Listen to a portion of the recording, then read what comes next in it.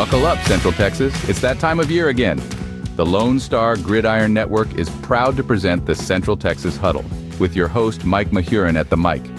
This is the time when the lights shine brighter, the crowds roar louder, and every game feels like a battle. Whether it's for a district title, a state championship, or simply to claim bragging rights for another year against the rival school across town. From Cisco to Madisonville, Three Rivers to Brady, and all teams from 6A Giants all the way down to 1A, our Central Texas teams are gearing up to give it their all on the field for their fans. Just imagine the thrill of that first touchdown, the excitement of a game-winning play, and the camaraderie that brings our communities together. This isn't just a high school football podcast.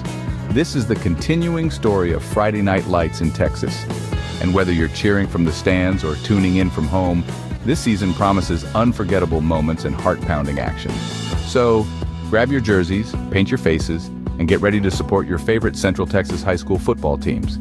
Let's make the 2024 Central Texas High School Football Season 1 for the history books. Stay tuned each week for the new report, because we're going to bring you all the highlights, interviews, and behind-the-scenes stories right here. Get ready, Central Texas. High school football is back, and it's going to be bigger and better than ever. So huddle up, and let's go!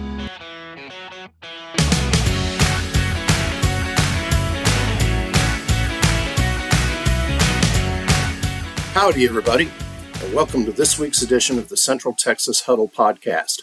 I'm your host, Mike Mahurin on the mic, and this week's show will feature several of the key games from Friday, October 4th of 2024, featuring selected teams in all 6 classifications in the Central Texas region. Now, as we review Week 6 of the high school season, you're beginning to see a clear separation between the schools that are moving up in the rankings and those that are getting left behind. And speaking of being left behind, you don't want to get left behind this year when it comes to enrolling in health insurance benefits for 2025. The Central Texas Huddle podcast is sponsored by HAP Insurance Agency in College Station, Texas. HAP Insurance Agency is your one-stop independent agency for health insurance, Medicare, and small employer group benefits programs. They are a brokerage, so they have all of the major carriers available to you, and they make shopping for health insurance simple. And with open enrollment for 2025 beginning for Medicare on October 15th, it's time to get your appointment set up to beat the rush. And then just behind Medicare is the open enrollment period for both the ACA programs for individuals and families and small employer group benefits. So why not be like the many other individuals and small businesses across Texas that have already partnered with HAP Insurance Agency? They'll tell you, HAP Insurance will treat you right. If you'd like to make an appointment, give HAP Insurance Agency a call at 972-897-0814, or you can email them at hapinsuranceenagency, that's all one word, at gmail.com. Again, their phone number is 972-897-0814, or their email is hapinsuranceency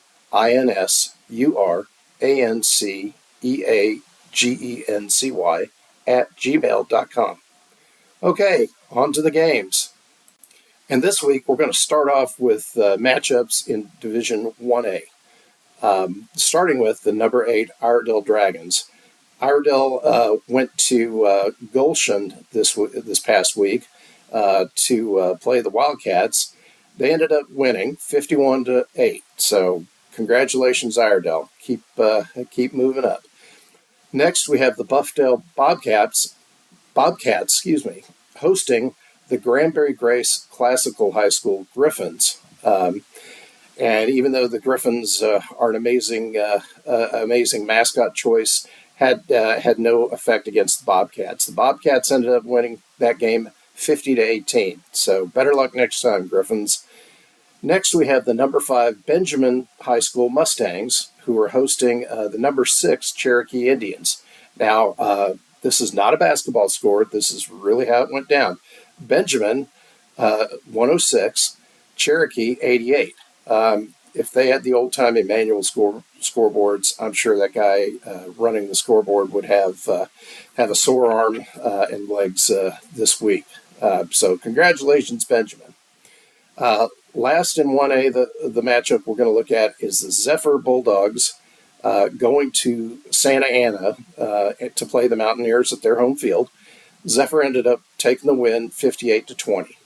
So we're going to move along to 2A now. Starting with the Schulenburg Shorthorns.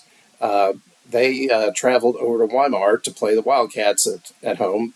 These two District 15 rivals had a great game. Weimar came out on top, 27-14 over the Shorthorns. I just love that. I love that mascot. Next up, it's the number 3 Ganado Indians.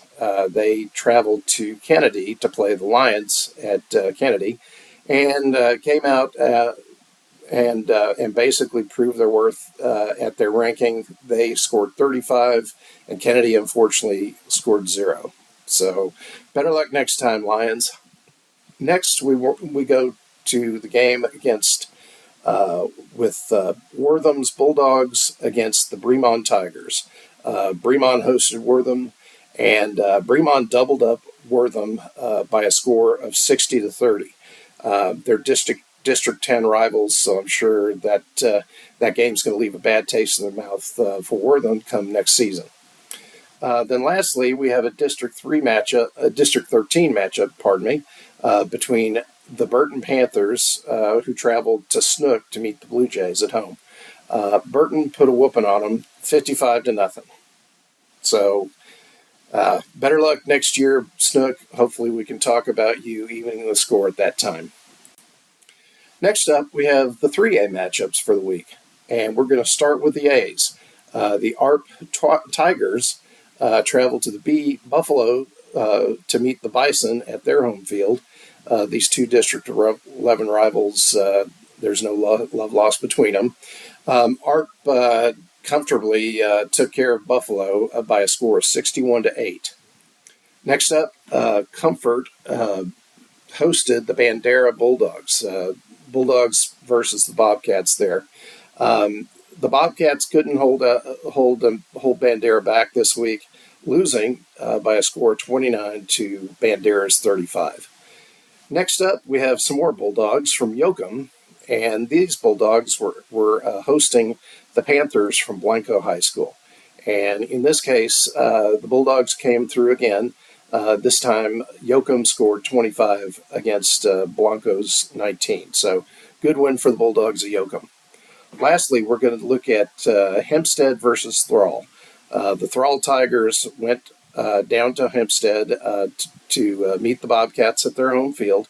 And in this case, Thrall throttled the Bobcats 63-0. So, again, kind of a one-sided game there, and look forward to seeing how Thrall and Hempstead do the rest of the season.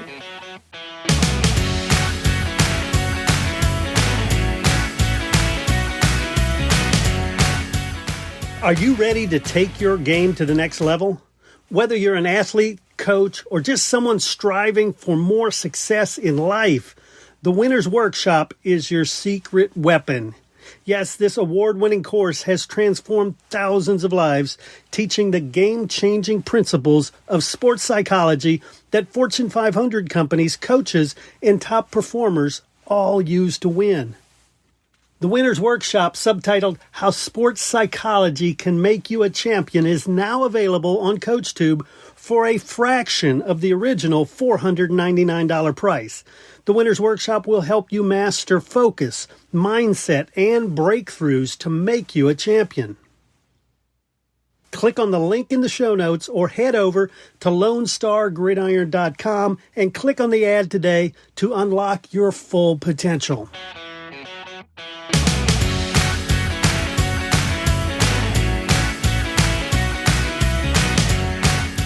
And next up, we take a look at the 4A matchups featured for the week. This week we have number 4. In 4A, Caldwell went to 3A powerhouse Lexington to play the Eagles at their home. Lexington is actually number 4 in 3A Division II, and they showed Caldwell pretty much why they're ranked that high. They put 52 points up against Caldwell, and Caldwell could only manage 7. So that was one possible embarrassing scheduling pick for Caldwell. But I think they're pretty close together, so it's probably a geographic rivalry there, even though Lexington's a 3A school and Caldwell is 4A. So anyway, moving on. Carrizo Springs, they went down to Robstown to play the Robstown Cotton Pickers. That's a pretty interesting nickname. Carrizo Springs, they actually picked on Robstown pretty well. They scored 66, while Robstown could only manage 24 against Carrizo Springs and the Wildcats. So anyway, we'll just leave that there. Next up is Austin Achieve, who drove down to Taylor to take on the Ducks.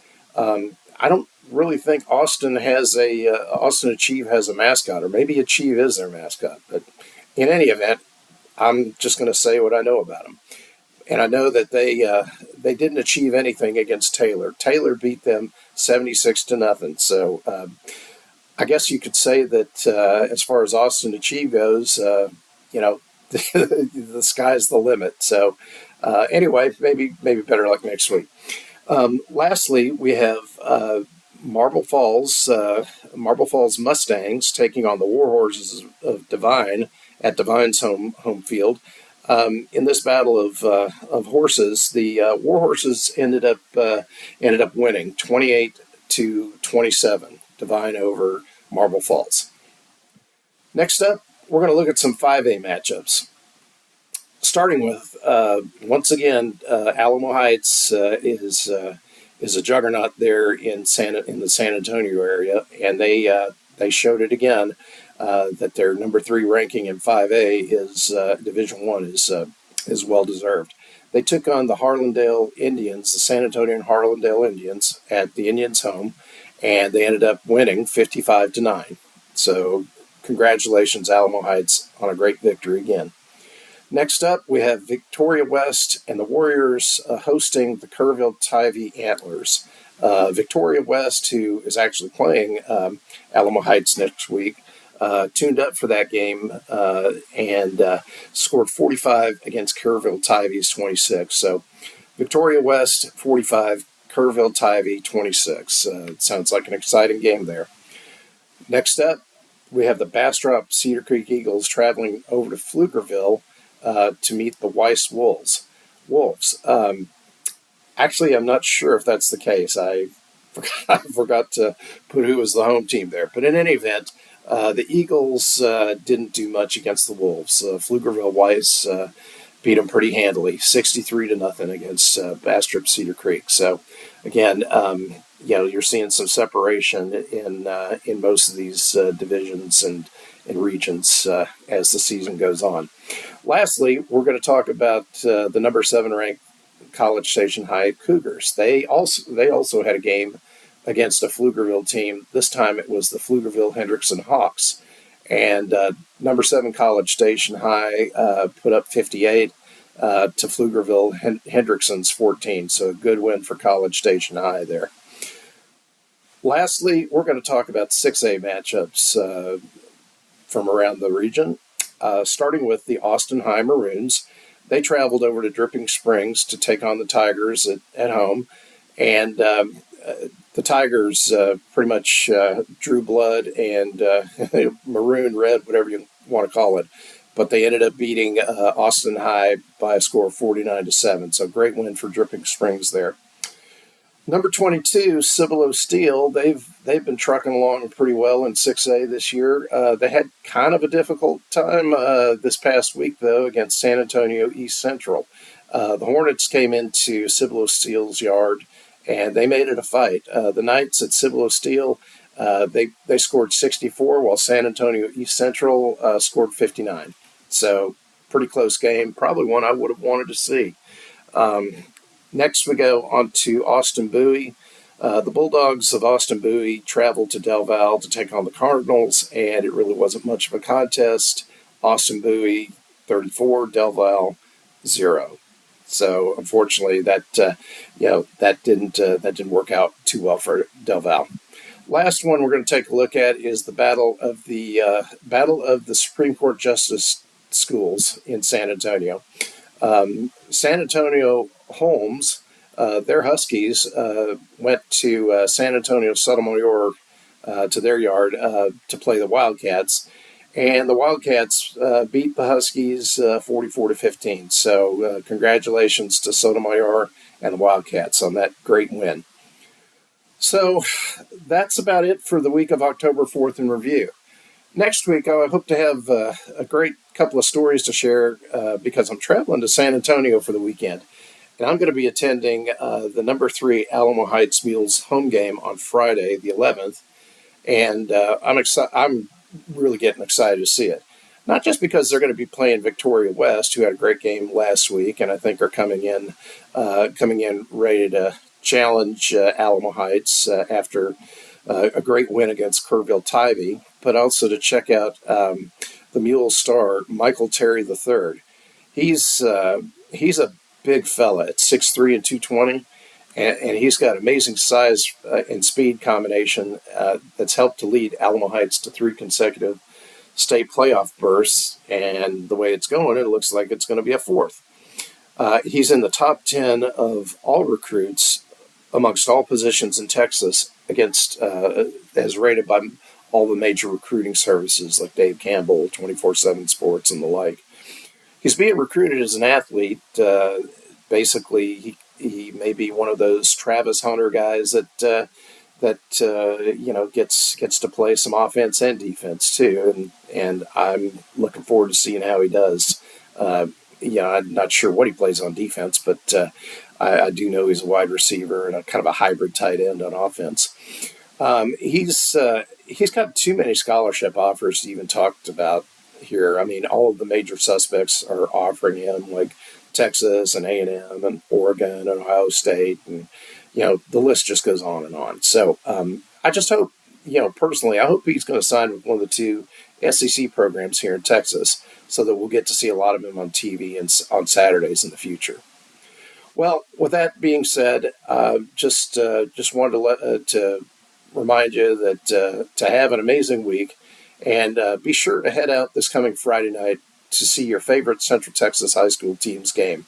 Those kids work hard to get better as athletes and to entertain their fans. So I sure hope you'll go out and support them. Who knows? Maybe I'll be talking about the same game that you saw in next week's Huddle podcast. I'm Mike Mahurin on the mic, and I hope you stay safe this week. And I'm out.